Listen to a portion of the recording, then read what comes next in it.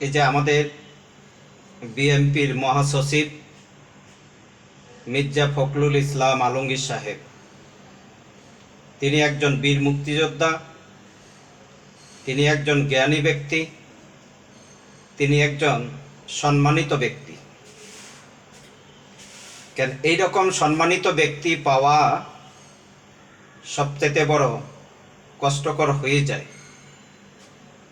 কেন এই যে আমার ভিডিওতে যে আমাদের বিএনপির মহাসচিব মির্জা ফখরুল ইসলাম আলমগীর সাহেব, তিনি যত কথা বলেন, তিনি মানুষকে ইজ্জত সম্মান দিয়ে তিনি কথা বলেন।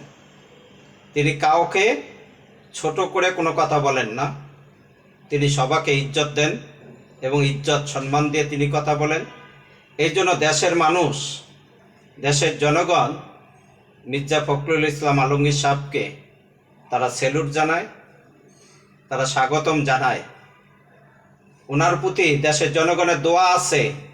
মির্জা ফখরুল ইসলাম আলমগীর সাহেবের জন্য দেশের জনগণ দোয়া করে।